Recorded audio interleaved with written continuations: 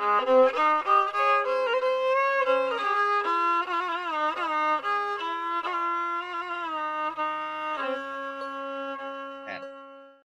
बिना किसी भूमिका के हम इस कार्यक्रम की शुरुआत करते हैं। गुरुदयाल सिंह अपने आप में एक बहुत बड़ा नाम है। नामवर सिंह की टिप्पणियां उनके बारे में बहुत प्रसिद्ध हैं। किस तरह से उन्होंने पंजाबी भाषा में, जिसको आमतौर पर कमजोर भाषा उस समय समझा जाता था, जैसे कि नामवर सिंह ने कहा है, और मतलब कहाँ वो उपन्यास की विधा को किस ऊंचाइयों तक लेके गए हैं, वो हम सब ने मतलब उस चीज को समझा है, देखा है। शैलेंद्र आज हमारे बीच में है। शैलेंद्र ने गुरदयाल सिंह के उपन्यासों का पाठ किया है। परसा और मणि का दीवा को केंद्र में रखते हुए वो विशेष तौर से आज अपने हमारे बीच में अपनी बातचीत रखेंगे। तो बिना किसी देरी के मैं शैलेंद्र को आमंत्रित करता हूँ। शैलेंद्र अपनी बात रखें। शैलेंद्र, आपका स्वागत है। माइक आपका है। सबको नमस्कार। और आशीष जी, आपको भी नमस्कार। पहले परिचय हो गया था, सभी को भी नमस्कार हो गया था, आप अब जुड़ पाए। परसा और मंडी दा दीवा, दो उपन्यास की बात करी है। वैसे परसा पे ज्यादा बात होगी, और मंडी दा दीवा उसमें एक यात्रा का पहला पड़ाव है, स्वाभाविक है, वो उसमें है ही। गुरदयाल सिंह जी को मैं जिस रूप में देखता हूँ, उपन्यास के कथ्य पर या उपन्यास के पात्रों पर या दृश्य निर्माण पर, घटनाओं के जो अतिक्रमण पर, किसी भी स्तर पर मैं जब उनको देखता हूं तो मुझे प्रेमचंद याद आ जाते हैं, फणीश्वर नाथ रेणु याद आ जाते हैं। उनके साहित्य में आंचलिकता पिरोई हुई है। ऐसा लग रहा है जैसे उनके साहित्य से आंचलिकता को किसी भी तरह से अलग ही नहीं किया जा सकता। जिस प्रकार चेखव के व्यंग्य में कारुण्य है, करुणता है। कबीर के व्यंग्य में क्रोध का पुट है, थोड़ा गुस्सा सा है। और प्रेमचंद जी का जो सरल सहज व्यंग्य है, आंचलिकता से भरा हुआ और एकदम ठंडा सा व्यंग्य, वो ठंडा सा व्यंग्य उनके लिटरेचर में है। जो अपने गुरदयाल सिंह जी हैं, इनके लिटरेचर में वो ठंडा व्यंग्य है। जो मणि दा दीवा उपन्यास है, उसका उठान एक अलग तरह की समस्या को लेकर के शुरू होता है। एक अलग तरह की समस्या, माँ को ये समस्या है, माँ को ये पीर है कि शादी नहीं हो पाई। लेखक ने इस तरह की भी बात करी है कि जो उनकी माँ थी, जो उनकी जन्म देने वाली थी, वो अकेली पड़ गई है, बिल्कुल अकेली सी पड़ गई है। और वो अपने पति को वेणे देती, यानी कि एक तरह के दुख के समय के जो बोल बोलते हैं, उनको पंजाबी में वेणा कह सकते हो। एक तरह के टप्पे ले लेकर के रोना, उस तरह की भाषा का प्रयोग करवाते समय गुरदयाल सिंह जी ने इस समस्या को बड़ा अच्छे ढंग से दिखाने की कोशिश करी है। परंतु जो जगसीर है, उसको इस तरह का कोई मलाल नहीं है। उसे कोई पीर नहीं है इस बात की कि कोई शादी बिना शादी, उसको कोई ऐसा वो नहीं है। कथा अच्छे ढंग से आगे बढ़ती है। और जो जगसीर है ना, वो हाशिए के समाज का एक व्यक्ति है। जगसीर से पहले उनके जो पिताजी थे, उनकी मित्रता थी धर्म सिंह के जो पिताजी थे उनसे।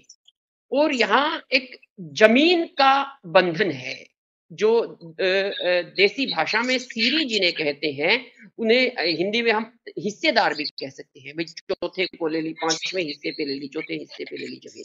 तो उस तरह से वो जमीन लेकर के खेती बाड़ी करते हैं, और खेती बाड़ी से जो है कथानक आगे बढ़ता है।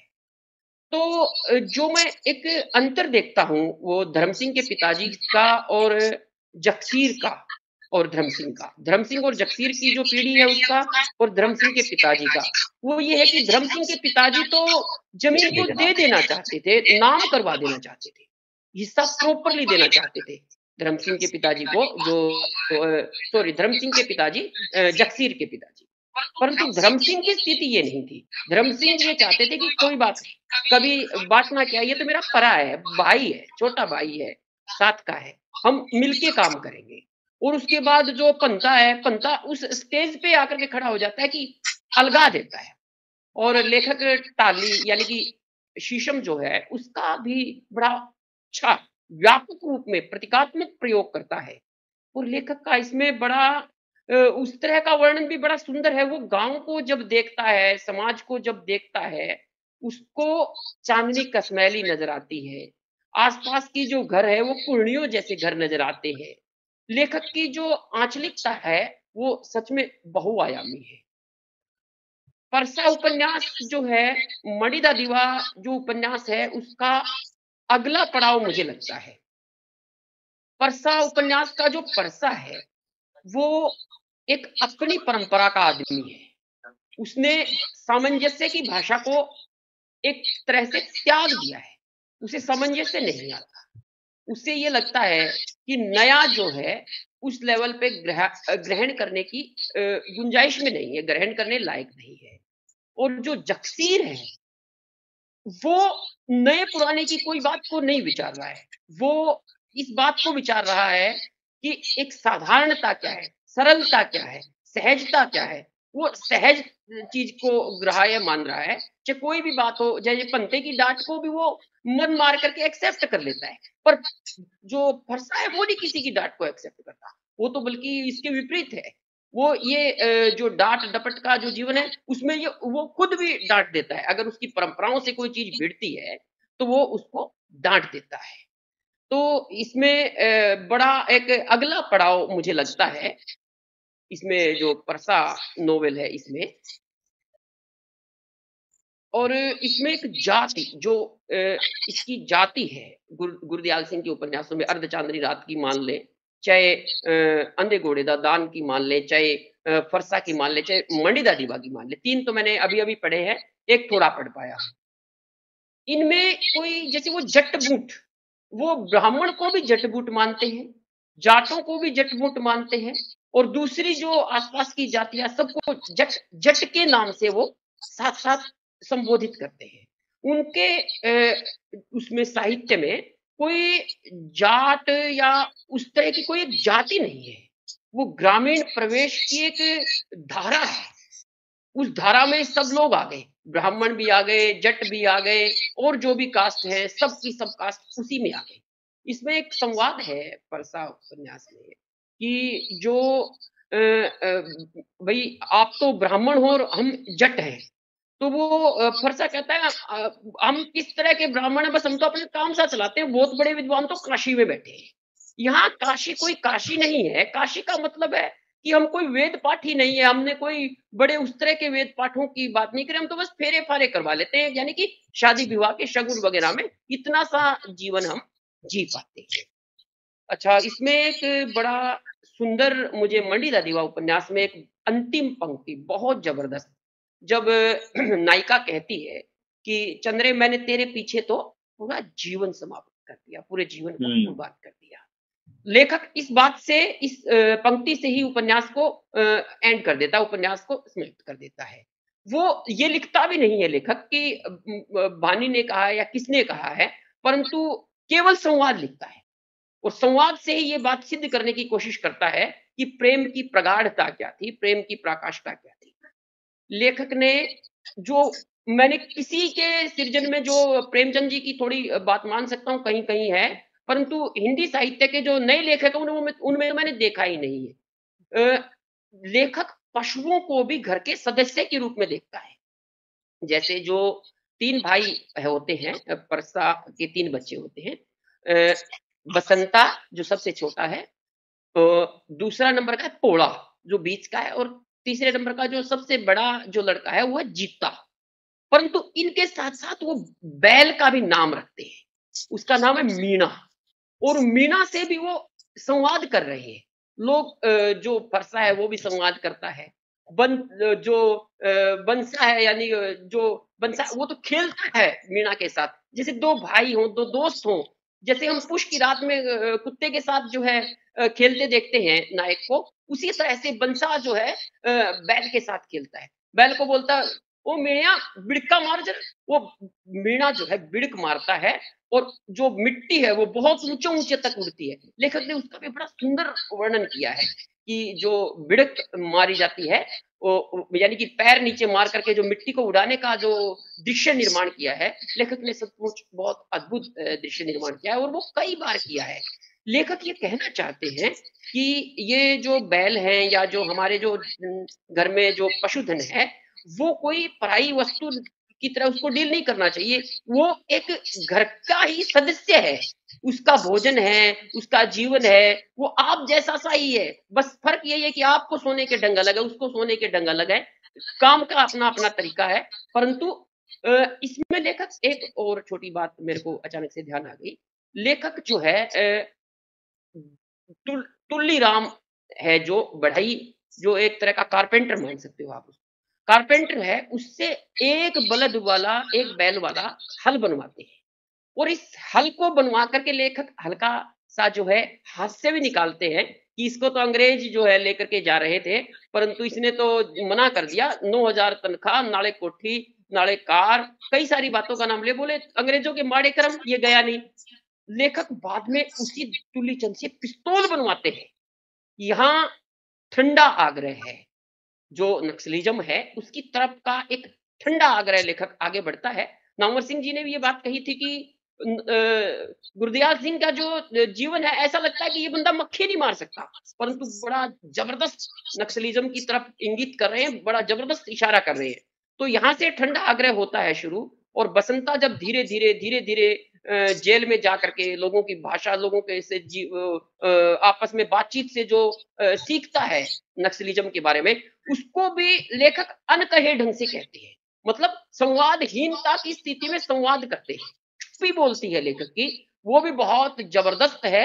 एंड तक भी जो है नक्सलिज़्म को वो समझाते नहीं हैं, परंतु वो ये ज़रूर कहते हैं कि इन शहीदों की समाधि बनाने की ज़रूरत नहीं है। इन शहीदों का नाम हवाओं में है, फिज़ाओं में है, आस-पास के परिवेश में है, लोगों के हृदय में है।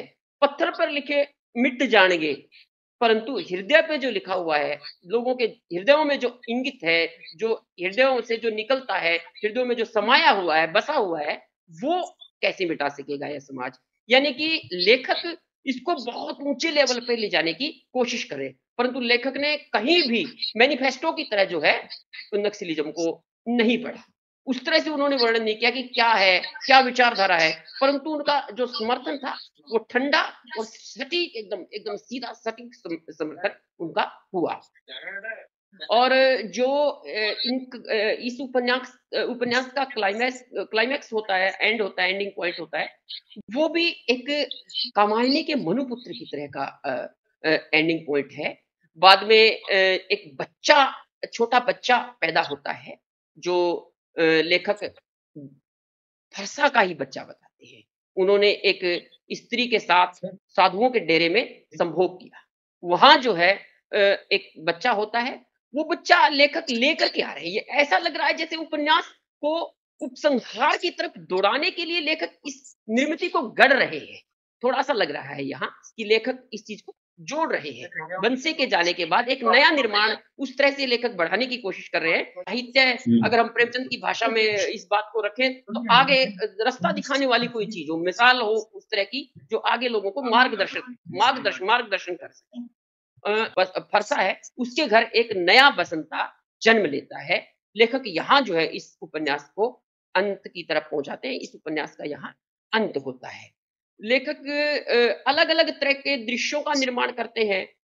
लेखक ने परिवेश को देखा है, परिवेश को बड़े अच्छे ढंग से वो बयाँ कर रहे हैं, खेतों को बड़े ज़बरदस्त ढंग से, खेतों में पानी लाना, खाल संवारना, नाके बाँधने, नाके काटने और जो पेड़ों की हिलती हुई फुंगिया, ऊपर उड़ते हुए पक्षी, पक्षियों को गुलेल से बसंता के द्वारा गुलेल से मारा जाना और फिर उसकी चोंच उसके जो है सिर में चोंच मारना, उनके पक्षियों के जो ममत्व है की भावना है, उसको लेखक बयाँ करते हैं। और उपन्यास में अलग-अलग तरह की लेखक कहानी सुनाते हैं। अग्नि पक्षी की कहानी सुनाते हैं। एक इस तरह की कहानी सुनाते हैं कि जो प्यासी आत्मा है ना, उसकी प्यास बुझा देनी चाहिए। एक पहलवान की कहानी सुनाते हैं।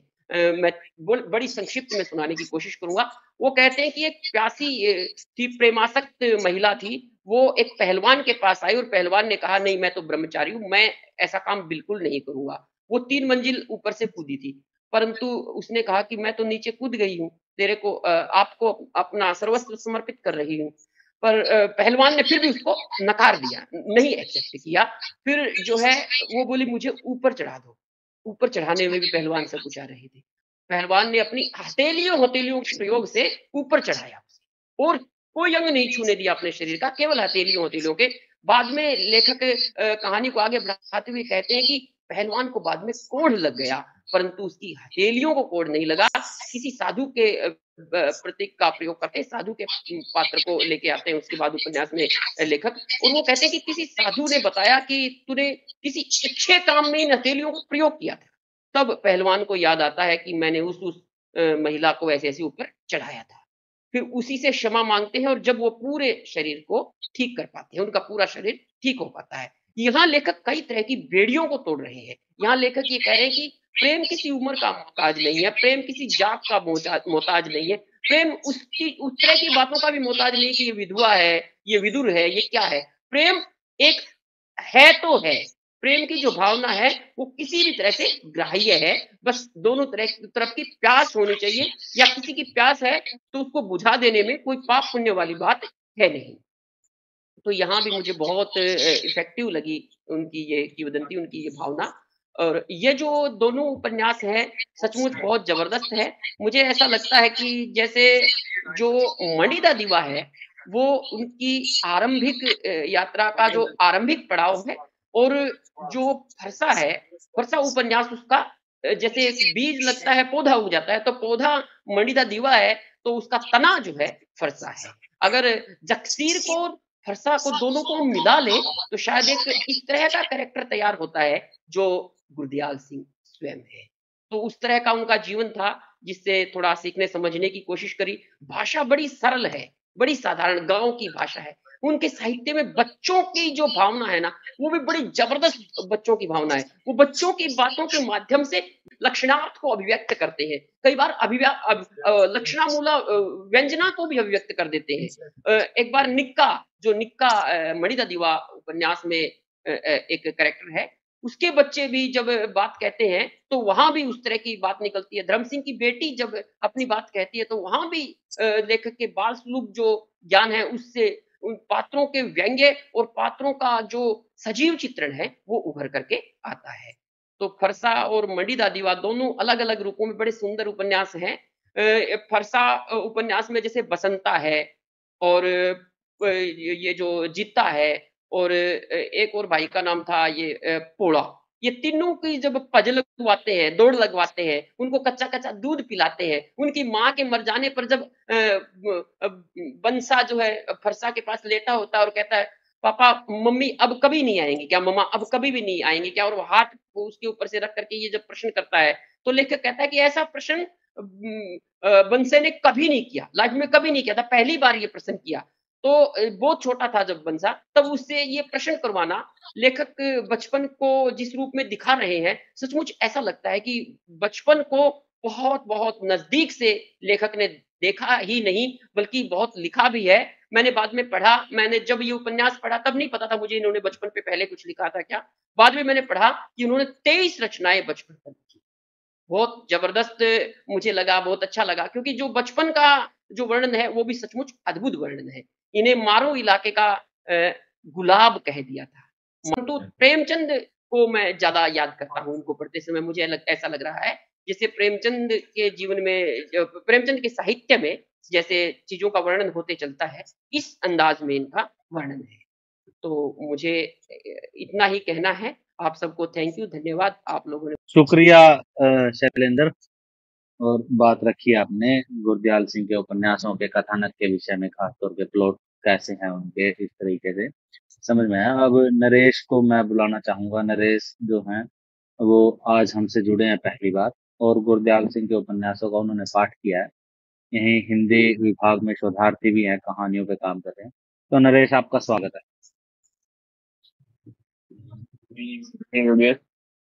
कैलेंडर आपने बहुत ही जैसे चीजों को समेटने की कोशिश करी है, और जो आपकी जो शब्द है पढ़ने के बाद अपने जिस तरीके से जो गुरदयाल सिंह के उपन्यास पढ़ने में, और जो आपने तुलनात्मक जो बात करी है कि कैसे पशु पशु पक्षियों को लेकर के, और जो मैं आपको सुनते हुए ये याद करता था कि समग्रता इसी में है कि आप जो जितने भी जीव जंतु या उसको हम समाहित करते हैं लिटरेचर में। आप देखो महादेवी वर्मा है, या जैसे प्रेमचंद है, दो बैलों की कथा है, जो प्रेमचंद आपने जो ये जो बीच बीच में कथा आई है, जो कथा को आगे बढ़ाने में काम करता है, वो मुझे जैसे शानदार चीजें लगी। बाकी तो जैसे आगे आगे इसमें जो आपने बताया कि प्रेम ही ऐसा ऐसा तत्व है कि जो उसके पहलवान के शैली की रक्षा करता है। तो जहाँ मैं देखता हूँ कि समग्रता की बात करूँ कि पृथ्वी को अगर एक शैली के रूप में मैं देखूं, तो जहाँ प्रेम बचता है वहाँ शायद कुछ नहीं नुकसान होता, या जो उसमें जो कोड या जैसी भी बीमारी की जो आपने जिक्र किया है, इसी दृष्टि से मैं इसको देखते साथ ही साथ महसूस कर रहा था। शायद आगे कुछ चीजें योगेश है, कपिल है, और शास्त्री सर जैसे, मैं सबसे इसीलिए जोड़ने की रिक्वेस्ट की कि सर ने अनुवाद और काफी गुरदयाल सिंह पे सर का काम किया है। तो मैं अपनी बात इतनी कह पाऊंगी।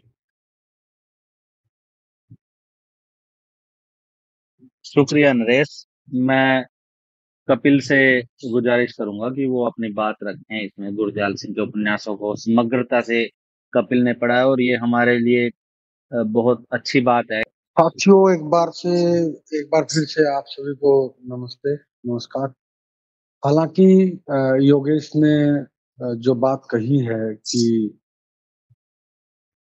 ठीक है, मैंने पढ़ा है गुरदयाल सिंह के उपन्यास जो हैं, 3-4 उपन्यास जो हैं इनके बहुत पहले पढ़ लिए थे। 2015-16 में जब मैं कुरुक्षेत्र आया था तब मैंने इनको गुरदयाल सिंह को देखने की, समझने की कोशिश की थी। और हालांकि परमानंद शास्त्री जी हमारे पास हैं और वो अपनी बात रखेंगे तो विस्तृत रूप से वो बिल्कुल एकदम सही तरीके से वो चीजों को हमारे सामने ला पाएंगे, ऐसी उम्मीद हम उनसे कर रहे हैं।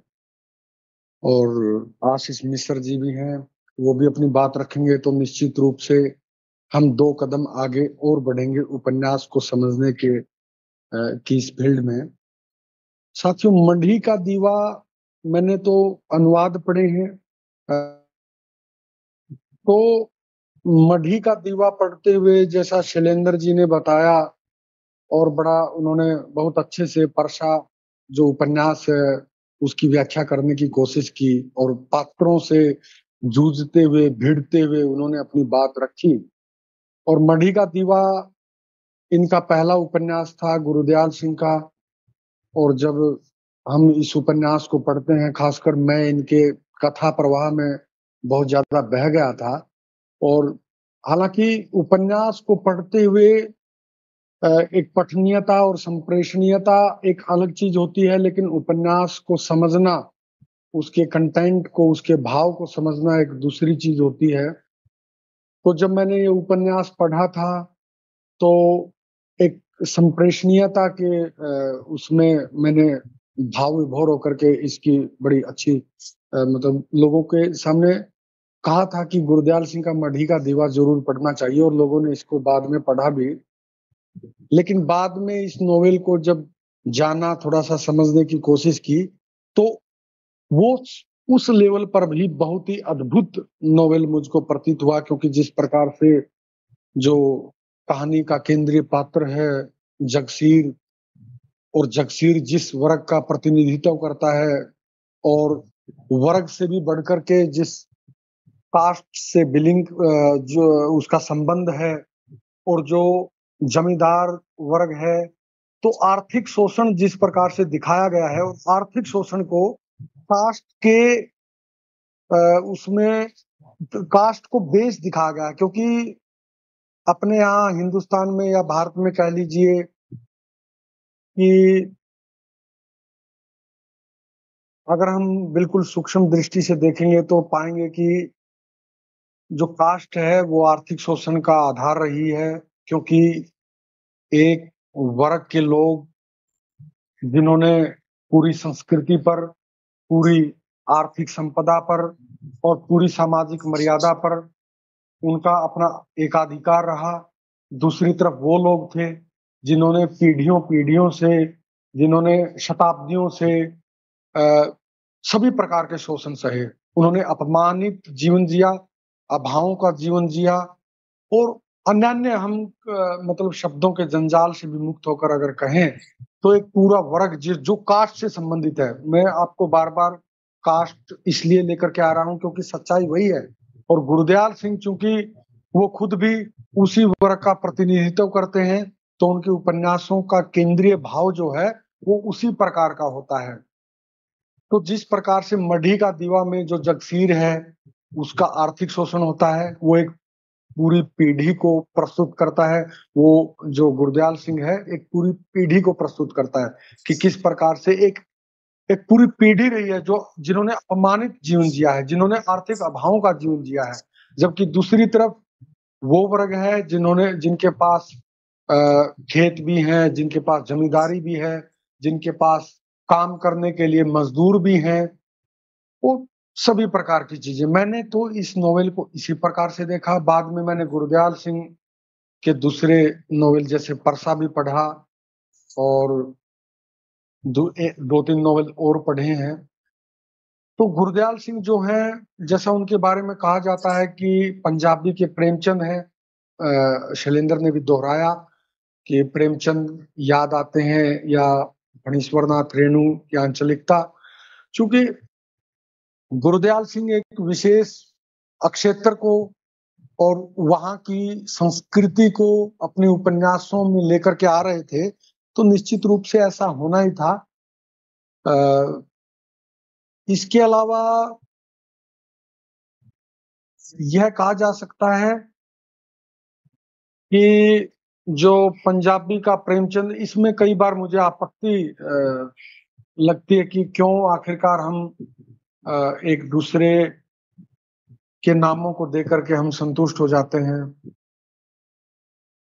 तो गुरदयाल सिंह की जो नोवेल परंपरा में अगर उसका स्थान हम निर्धारित करने की कोशिश करेंगे, चूंकि हमारे पास अनुवादक भी हैं जो बहुत अच्छे से डिफाइन कर पाएंगे, चीजों को परिभाषित कर पाएंगे और अनुवाद का अपना एक मतलब दायरा रहता है। अभी पिछले दिनों परमानंद शास्त्री जी ने ही एक नोवेल का अनुवाद किया था 1947 जिसका नाम है। नानक सिंह के भी 2-3 नोवेल मैंने पढ़े हैं, पंजाबी के 1-2 नोवेल और पढ़े हैं मैंने। जैसे वो जो है अपनी कवित्री थी जो पंजाबी की, उसका नाम मुझे ध्यान में नहीं आ रहा है। खैर लेकिन गुरदयाल सिंह मुझे बहुत शानदार। हाँ जी, ये तो अरुणा की कविता इनका वो ठीक है नरेश। मैं कवित्री और उसमें उपन्यास भी लिखे हैं, बड़े फेमस है। अमृता प्रीतम की बात कर रहा था मैं। उसके मैंने 2-3 नोवेल पढ़े हैं अनुवादित हिंदी में। तो बस मेरी तो छोटी सी यही टिप्पणी थी। बाकी परमानंद शास्त्री जी को, योगेश जी को और साथी हमारे वरिष्ठ साथी हैं मिश्र जी, उनको सुनेंगे तो निश्चित रूप से लाभ होगा। आप सभी को नमस्कार। शुक्रिया कपिल, आपने बड़े कॉम्पैक्ट एक तरह से आपने बात कही। इसमें मैं जोड़ते हुए खुद पहले अपना मतलब बातचीत रख लेता हूँ, उसके बाद हमारे पास 2 लोग बचेंगे। तो गुरदयाल सिंह के 2 उपन्यासों का पाठ मैंने किया है, अंधायुग और ये माफ करना, अंधे घोड़े का दान और मढ़ी का दीवा।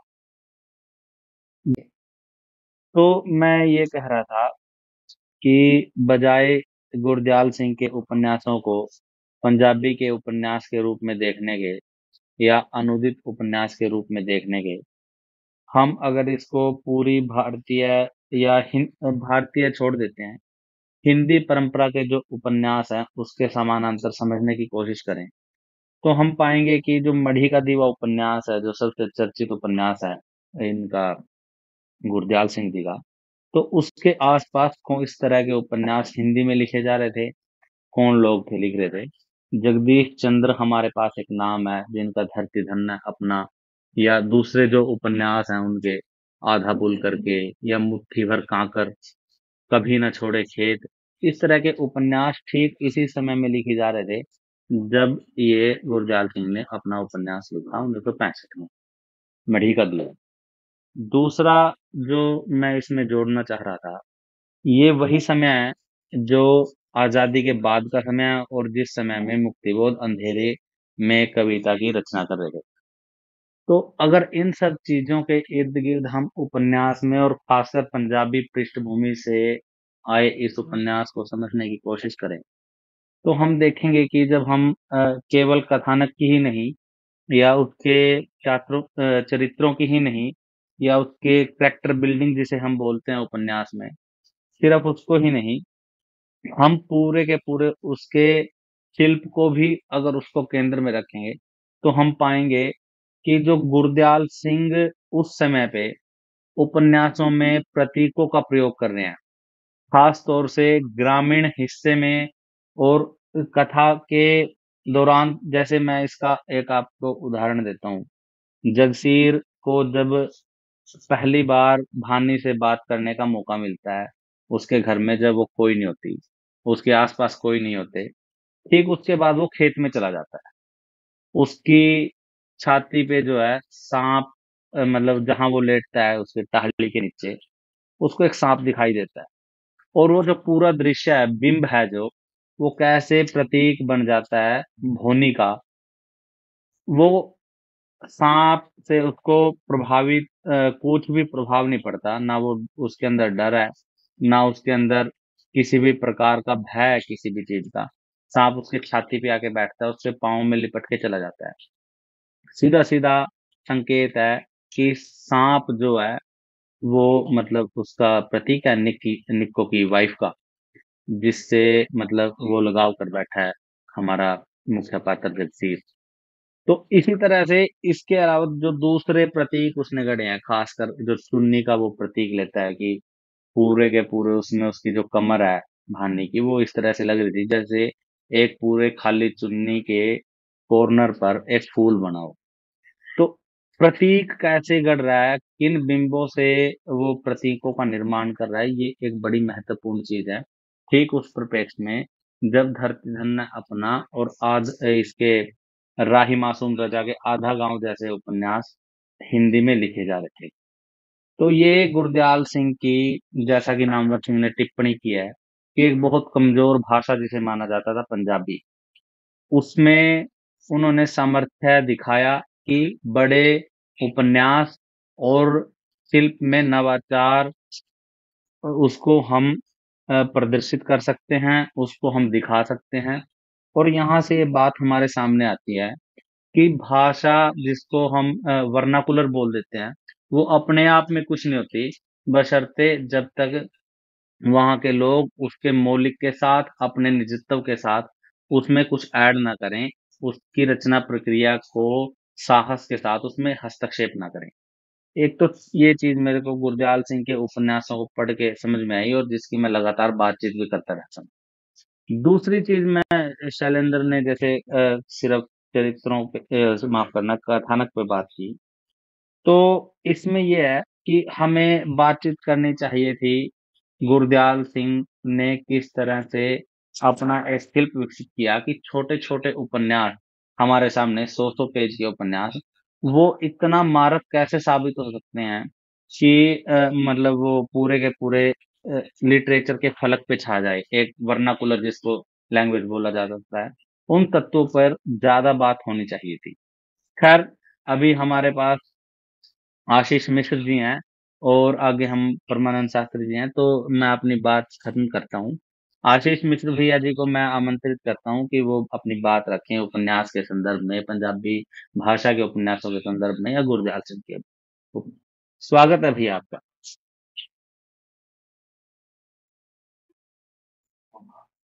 योगेश भाई, आपने बहुत बुरी जगह मुझे फंसाया है। उसका कारण यह है कि मुझे लगता है कि कम से कम 15 साल पहले, या शायद 10-12 साल पहले मैंने एक बार ऐसे ही बहुत चलताऊ ढंग से ये मणि का दीवा उपन्यास पढ़ा था। तो अब मेरे ज़हन में बहुत सारी बातें नहीं हैं, बहुत उड़नता ढंग की कुछ चीज़ें हैं। जितने विस्तार से और जितने व्यवस्थित तरह से शैलेंद्र भाई ने चीज़ें कही हैं, उसके बाद मेरा बोलना कुछ यूँ ही लग रहा है। तो लेकिन उस वक़्त पढ़ते हुए मेरे ज़हन पर उस पूरे उपन्यास की एक जो छाप पड़ी थी, वो मैं मतलब आप मित्रों से शेयर करना चाहता हूँ। उसका कोई कैरेक्टर और नाम भी मुझे याद नहीं है अब कि उनके चरित्रों का नाम क्या था। लेकिन पढ़ते हुए लगा कि यह उपन्यास भूमि की समस्या पर है, भूमि वितरण की समस्या पर है। और भारतीय साहित्य में और पंजाबी का मुझे बहुत पता नहीं है, हिंदी साहित्य में तो ख़ास तौर से इस तरह का कोई उपन्यास शायद नहीं है, जो भूमि वितरण की समस्या पर लिखा गया हो और इतना प्रभावी हो। लिखे गए होंगे तो हो सकता है कि वो इतने प्रतिष्ठित उपन्यास न हों। और दूसरा, अब उसमें जो एक दलित चरित्र है, पूरा पूरा विषय जो मुझे ज़हन में अभी है, वो ये है कि एक दलित चरित्र है, उसे कहीं पगड़ी पर एक सामंत लेकर आता है। वो 2-3 पुश्तों से उसी के यहाँ रह रहा है, उसी के यहाँ काम कर रहा है। उसी को अपना माई-बाप समझता है और उसके यहाँ बिना किसी महसूल के, बिना किसी मजूरी के काम करना अपना धर्म समझता है। ऐसा वो 2-3 पीढ़ियों से कर रहा है।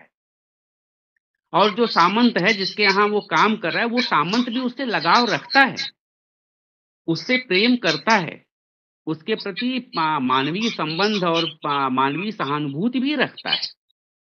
और फिर उस सामंत का लड़का आता है, जो उस मानवीय संबंध और उस सहानुभूति को भी तोड़ देता है और वह ज़मीन जो उसके बाप द्वारा उसे दिया गया है, उस दलित व्यक्ति को, वह भी छीनना चाहता है या शायद वह भी छीन लेता है अंततः।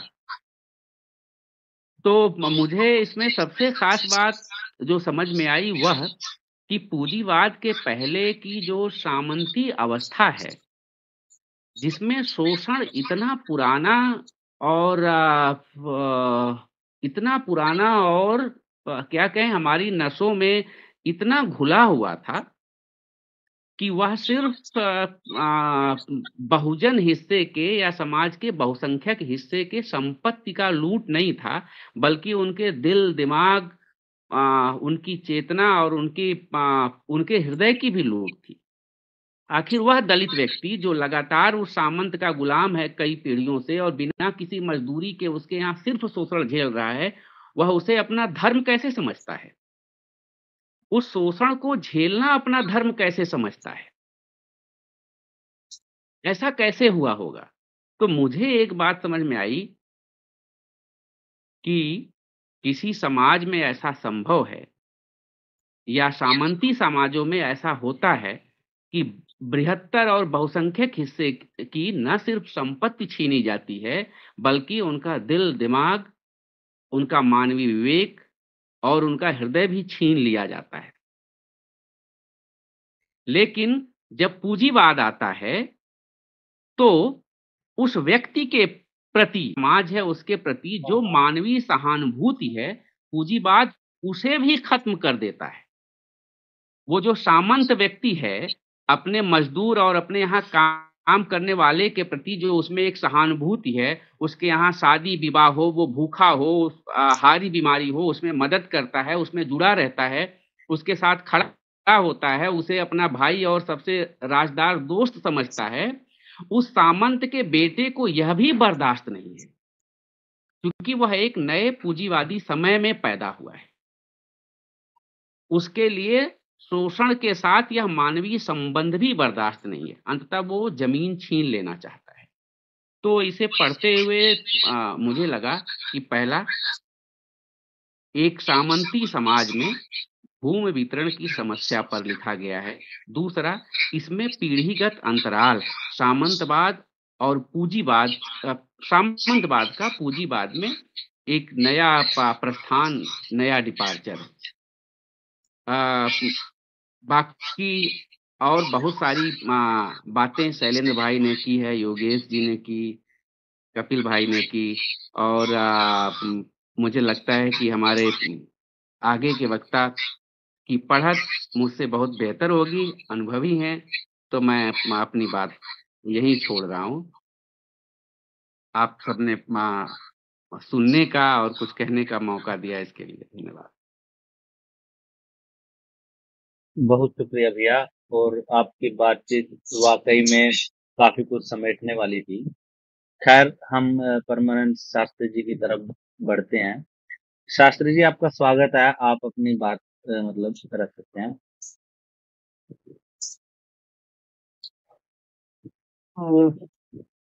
शुक्रिया दोस्तों।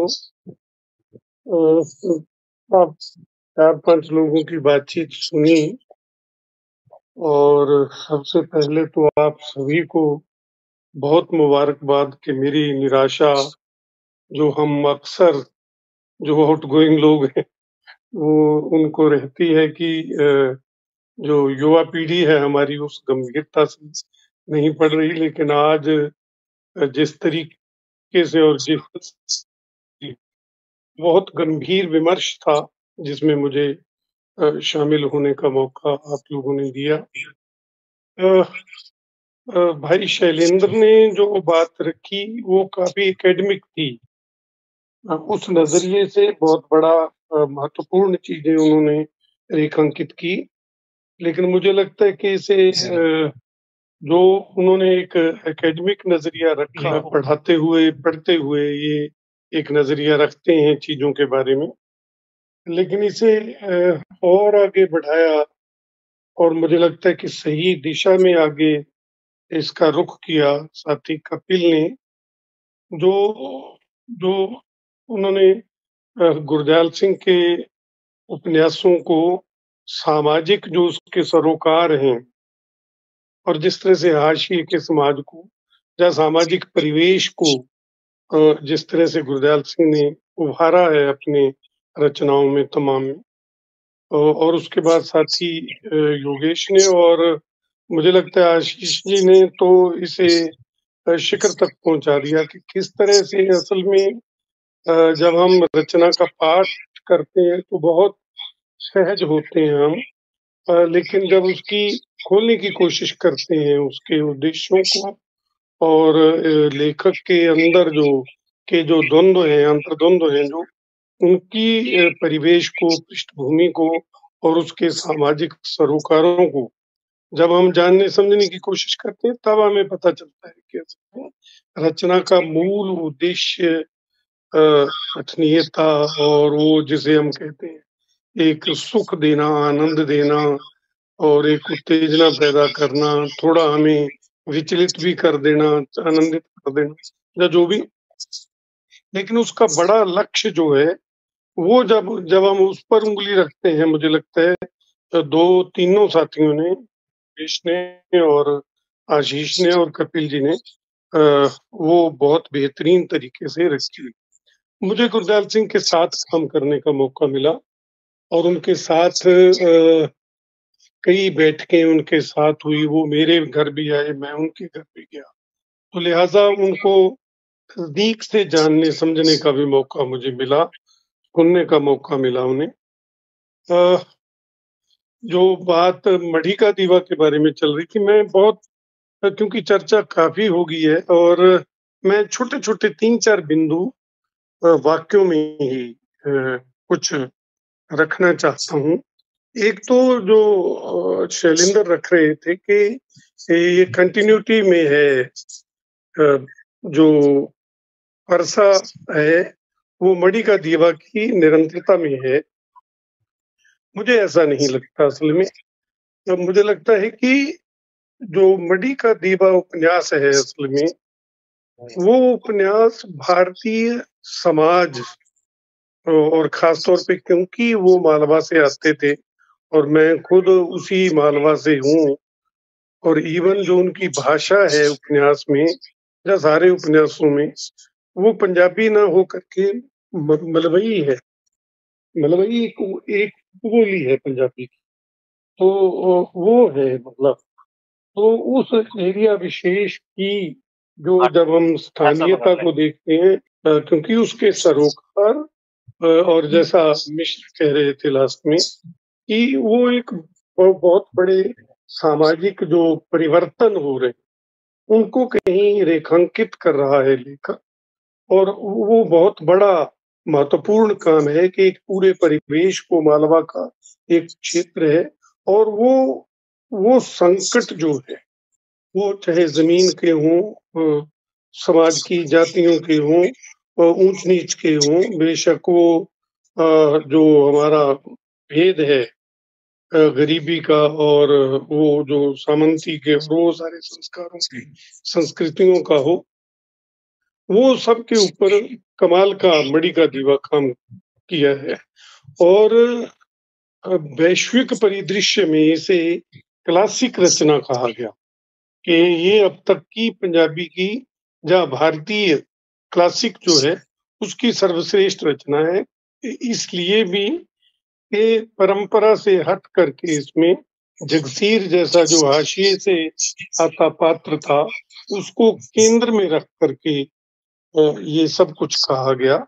और उसके दुख को, उसकी तकलीफों को, एक जो वाक्य उसमें बार बार कहा जाता है, बंदिया तेरियां 10 दइयां इक्को गई बिहा 9 किधर गईयां। मतलब आदमी के 10 जीवन है तो उनमें से एक ही जीने को मिला, 9 कहाँ चली गई। इस तरह का हुआ। मैंने खैर ये लगभग 45 साल 40 साल पहले पढ़ा था ये उपन्यास, लेकिन बार बार ये उपन्यास के संदर्भ और वो संस्मृतियां आती रहती हैं सामने। तो मुझे लगता है एक तो इस नजर से बहुत महत्वपूर्ण है वो कि इसमें हाशिए का समाज है। दूसरा, इसकी स्थानीयता जो है वो वैश्विक परिदृश्य को उद्घाटित करती है, इसलिए भी ये ज्यादा महत्वपूर्ण है। और शैलेंद्र भाई ठीक रेखांकित कर रहे थे कि जो उनका चित्रण है वो कमाल का है। यानी मैंने तो एक दिन गुरदयाल सिंह जी को कहा था कि आपके उपन्यासों पर नाटक रूपांतरण करना हो या फिल्मांकन करना हो तो डायरेक्टर को चीजें सेट करने की कोई जरूरत नहीं है। मतलब आपने उनका इतना महीन चित्रण कर रखा है कि आपके लिए उसके लिए कोई मसला नहीं हुआ।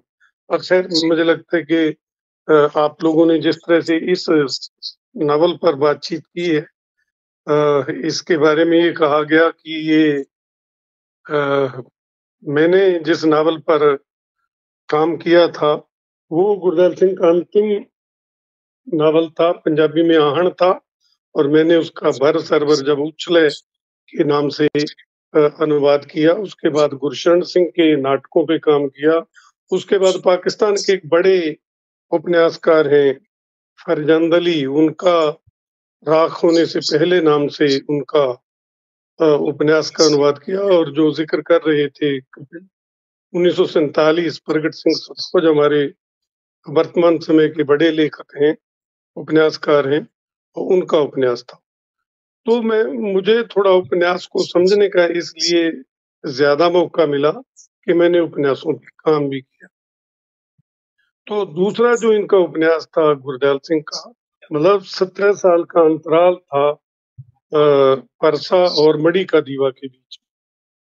तो एक गुरदयाल सिंह यहाँ थे और उन्होंने कहा कि मुझे एक बार किसी पाठक का फोन आया परसा पढ़ने के बाद, वो रात भर पढ़ता रहा और सुबह उसने फोन किया, कहता है यार ये क्या लिख दिया आपने, कैसा उपन्यास लिख दिया, मैं रात भर सो नहीं सका।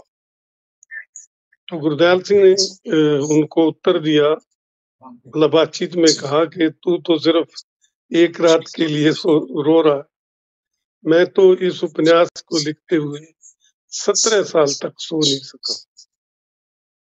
तो इतनी बड़ी बात इस उपन्यास के साथ उन्होंने कही कि मैं 17 साल इस उपन्यास के साथ जागता रहा।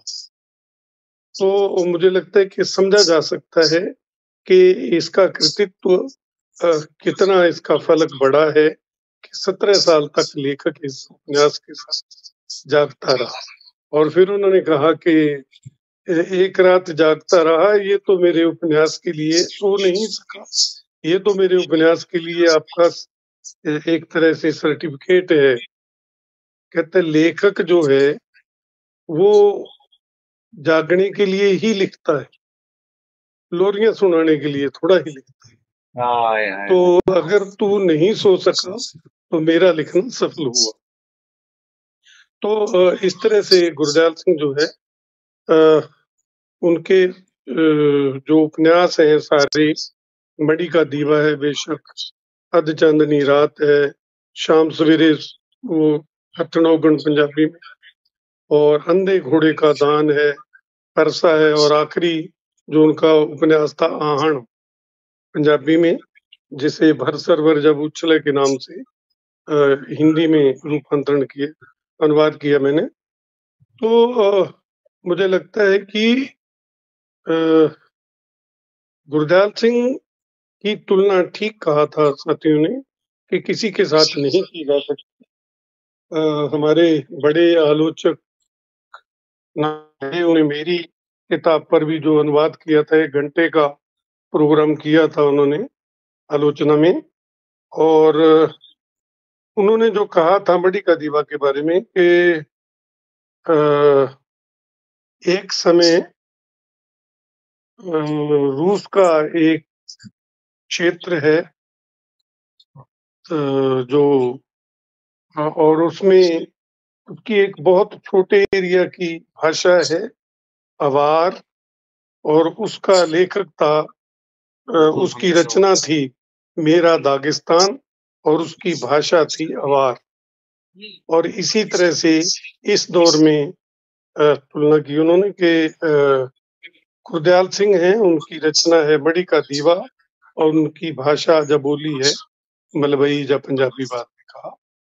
तो मुझे लगता है कि उस तरह से उनका काम हमारे पूरे समाज को समझना, उनके खुद के जो प्रिय लेखक थे, टोल्स्टॉय थे, चेखव थे, खासतौर पे टोल्स्टॉय, और वो बहुत छोटे छोटे, ये शैलेंद्र कह रहे थे, बहुत छोटे छोटे प्रतीकों के सहारे उन्होंने बहुत बड़ी बातें कहने की, मतलब रखने की एक बड़ी कमाल की उनकी योजना थी, तरीका था जिससे वो रखते थे। तो मुझे लगता है कि जो एक क्षेत्र विशेष की भाषा को एक वैश्विक परिदृश्य तक, उनके संकटों को वैश्विक मानव का जो संकट है उसके साथ जोड़ देना, ये कला, और वो इतना सहज रहना कि आपको वो पढ़ते हुए पढ़ने का आनंद आए,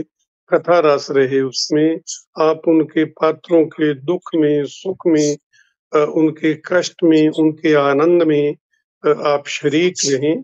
ये सब चीजें जो एक ऐसा दौर भी था जब मलवई में लिखे गए हमारे 3 बड़े लेखक थे मलवई से, अजमेर सिंह औलख, जसवंत सिंह कमल और गुरदयाल सिंह, और इन तीनों की जो भाषा थी, ये एक ही काल के हैं तीनों। तो यूनिवर्सिटीज में इनकी भाषा को करीब करीब खारिज कर दिया गया था, इवन पंजाबी यूनिवर्सिटी में, गुरु नानक देव यूनिवर्सिटी में, कि ये कौन सी भाषा में लिख रहे हैं, ये तो पंजाबी है ही नहीं, इनकी भाषा को स्वीकार नहीं किया।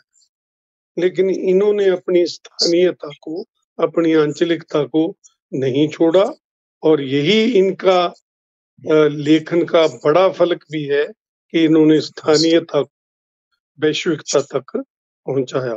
मुझे लगता है मैंने काफी बातें कह ली हैं, आपने मुझे मौका दिया, शुक्रिया। और सबसे अच्छा लगा कि आप युवाओं की बातचीत सुनी, और लगा कि हमारा भविष्य बहुत उज्जवल है। आप जिस तरह की, जिस गंभीरता के साथ चीजों को समझा रहे हैं वो बहुत ही उत्साहित करने वाला है और आपसे उम्मीद रहेगी कि आप लोग इसी तरह आपस में संवाद करते रहें। बहुत-बहुत शुक्रिया। सर बहुत-बहुत आपका शुक्रिया। Shastri sir, excuse me. जी। शास्त्री सर, अगर 2 मिनट और आप टाइम निकाल लें, 1-2 छोटी-छोटी बात हैं, अगर हो जाएँ तो 2 मिनट अगर आप निकाल पाएँ, रिक्वेस्ट है आपसे। जी। सर दरअसल ये था कि मैं मतलब परसा पे ज़्यादा तैयारी करके आया था और मंडी दा दीवा भी साथ में हो गया, तो एकदम से व्यापक हो गया, मैं मतलब समेट नहीं पाया। खैर मैं जो पूछना चाह रहा हूँ, सर एक इनके जो बालकों की जो इन्होंने भावनाएँ ज़्यादा अभिव्यक्त करी, बच्चों को जिस ढंग से भावनाएँ इन्होंने बच्चों की भावनाएँ जो अभिव्यक्त करी, सर थोड़ा अगर आप उस पे थोड़ा-सा कुछ कह दें। और एक मैं थोड़ा-सा एक बात और थोड़ा जोड़ना चाह रहा हूँ। इन्होंने जैसे फरसा उपन्यास में विशेष लेवल पे इन्होंने कविता का भी बड़ा सहारा लिया, कविश्री का भी बड़ा सहारा लिया। इसमें बुल्ले शाह के, बाबा फरीद के इन्होंने गीतों का प्रयास किया और जो बात को भीतर तक कहलाने की इन्होंने कोशिश करी, वो कविता का भी इन्होंने बड़ा मतलब उपन्यासों में सहारा लिया है। इस पर अगर आप इस पे भी थोड़ा-सा कुछ कहें सर। नहीं, अलग से कुछ मुझे लगता है नहीं है, लेकिन हाँ कि असल में बहुत बड़ा काम हुआ इस पे फरसा के ऊपर। 17 साल किसी रचना के लिखे जाने के लिए बहुत बड़ा समय है। और जैसे यहाँ मेरे घर में बैठे खाना खा रहे थे तो मुझे कहने लगे कि आप तो ब्राह्मण हो। मैंने कहा नहीं, तो फिर से वो फरसा उठ निकला। तो थोड़ी बातें उस तरह से भी हुई। असल में और सर जब जब पात्र जिंदा होते हैं ना आपके सामने, किसी रूप में सामने खड़े होते हैं, तो जी सर। ये बहुत हाँ जी, ये कट रहा था। तो असल में थोड़ा नेटवर्क की प्रॉब्लम है। कोई बात नहीं तो सर, कोई बात मुझे लगता है कि वो खुद बाल कविता पर भी उन्होंने काम किया। जो हमारे पंजाबी के जो बाल कविता पर या बाल लेखन पर भी उनका, वो हिंदी के, अंग्रेजी के, उर्दू के, पंजाबी के बड़े खुद उन्होंने 7 उपन्यासों का तो हिंदी में अनुवाद, इंग्लिश में ट्रांसलेशन, वो भाषाविद भी थे और बहुत बड़े समाज की समझ थी और बहुत छोटे परिवार से जैसा कपिल ने और योगेश ने अंडरलाइन किया, बहुत छोटे परिवार से उठ के आए थे और हमें तो उनके घर में लगातार आने जाने का मौका मिला, देखा, उनको समझा नजदीक से। तो उनका नजरिया बहुत था चीजों के बारे में। और जब बहुत ज्यादा स्पष्टता होती है और आपके पास भाषा है और फिर एक पंजाबी सांस्कृतिक परिवेश जो है उसकी उन्हें बहुत गहरी समझ थी। अगर आपने उसको देखना है उसका, तो उनका जो आत्मकथा है की जाना मैं कौन, हिंदी में है क्या जानूं मैं कौन, तो वो जी सर। और भी उनको समझने में मदद देता है। तो सर मुझे लगता है मेरे साथ सर थोड़ा-सा ये है कि मैं ब्लाइंड हूँ, आँखों से देख नहीं पाता हूँ, ओ तो हमें ओ कई हो चीज़ें हो ऑडियो हो में अवेलेबल नहीं हो ओ पाती। हो जी। फिर पर आपने बहुत एक बड़ा ये बात भी फिर मैंने छूने की एक चीज़ और भी कोशिश करी थी सर, आप भी अगर इस फिर पर आपकी थोड़ा-सा बोले। कोशिश को जी ये जो जट बूट, ये जो इनकी एक मतलब जट जो इन्होंने कहा, जैसे ब्राह्मण हो, चाहे जाट हो, चाहे कोई भी किसानी, कोई किसी तरह की अच्छा, किसानी, मैं मुझे ये समझ गया आपका। विचारधारा। नहीं, जी मैं सर। समझ गया। असल में पंजाब की संस्कृति जो है, उस सांस्कृतिक परिवेश में जो बोली है, उस सांस्कृतिक परिवेश की जो बोली है, उसमें जट शब्द किसानी के लिए है। और हम यानी मैं जट नहीं हूँ, जट सिख नहीं हूँ, लेकिन जब किसी को ललकारना हो, मैं देखता हूँ कौन रोकेगा जट। मतलब मैं देखदा कौन रोकूगा इस जट नू, मतलब आ खड़ा हो जट करो किसने की करने। कितना सिंप्लीफाई कर मतलब दिया जट जो पूरा का मतलब पूरा अंदाज। पंजाबी संस्कृति का हम्म, उस तरह से एक जोश का और उसका दुख का भी, सुख का भी, आनंद का भी, जिस तरह से पंजाबी शब्द है बिल्कुल वैसा ही शब्द जट वो जातियों को परे कर देता है और उसमें जुड़ जाता है। सामाजिक परिवेश की भाषा का शब्द बन जाता है, वो जातीय शब्द ना होकर के। लेकिन हाँ, जिस तरह से कपिल अंडरलाइन कर रहे थे चीजों को, तो उस नजर से देखें तो एक जो डोमिनेट करती है कास्ट समाज को, उस तरह से रखी थी, मिश्रा जी ने भी रखी थी कि सामंतवाद में फिर वो चीजें रहती हैं और सामंतों जो हैं वो स्वाभाविक तौर पे जट हैं, जट जिनके पास जायदाद है, तो स्वाभाविक तौर पे वो भाषा भी फिर समाज धीरे धीरे ग्रहण कर लेता है। ऐसा भी होता ही है कि प्रभु जन की जो भाषा होती है वो सबकी भाषा बनी। पर सर कई बार ऐसा लग रहा है इनको पढ़ते समय कि इनकी भाषा में ना वो जो जैसे बंसा और जो टिंडी है वो भी कहते हैं कि हम असी तो बराबर दे, अब जमीन तो बापू की है। तो हाँ, लेखक इसकी तरफ है, इसकी तरफ खड़ा है कि हाशिए का यहाँ मतलब उस तरह का तीखा अछूत तीखापन नहीं है यहाँ पंजाब में, मतलब नहीं है अब उस तरह वो से खड़ा है नहीं, लेखक। वो सत्य जो मुझे लगता है ना, मिश्रा जी ने जो जबरदस्त तरीके से उसको हाँ वो नहीं किया है। कि किस तरह सामंतवाद से जब पूंजीवाद में प्रवेश हुआ तो वो रिश्तों जी का क्षरण किस तरह से हो रहा है, वो भी कारक हैं पीछे उसके सारे। तो मुझे लगता है कि ये भी एक कारण है कि जो हमारा मतलब मैं जिस परिवार में था और हमारे खेत में जो काम करने वाले दलित भाईचारे के थे, वो हमारा चाचा था और उसको हम चाची कहते थे, जबकि गांव में मतलब हम बच्चों को भी दादा कहा जाता। हाँ तो जबकि गांव की संस्कृति ये थी कि हमें दादा कहते थे लेकिन हम उनको चाचा कहते थे। तो ग्रामीण परिवेश में असल में ना चीजें मिश्रा जी ने ठीक अंडरलाइन किया कि जब सामंतवाद से पूंजीवाद की तरफ प्रवेश करते हैं, लेकिन पंजाब में आप कहें कि जो गुरुओं की, पीरों की, बुल्ले शाह की, इन सब का असल में बहुत गहरा असर पंजाब की संस्कृति पर है। और वो फिर रचनाओं में स्वाभाविक है कि अगर वो रंग नहीं आएगा, वो समाज जो वो बड़े लोग भी हैं, वो दर्शन भी है पीरों का, फकीरों का, सूफियों का, वो सबका दर्शन भी रचनाओं में आता है, भाषा में भी स्वाभाविक है, समाज में भी आता गुरुजी आपने साथ रहे आप एक गहरा मतलब ठोस नकार क्यों था फरसा उपन्यास में नई परंपरा के प्रति उभर के क्यों आ रहा था लेखक का, ये कारण कुछ अगर आप हमसे साझा करें सर, हमने पढ़ा है। उसको बस आप मतलब समझे कि वो ठोस नकार पूरी परिवेश में मौजूद है। मुझे कई बार लगता था कि उसका आधा रूप तो मेरे पिताजी थे। हाँ, तो ऐसा होता है। तो ठीक है, हम किसी दिन फिर से बात कर सकते हैं। मुझे लगता है काफी हो गया आपने।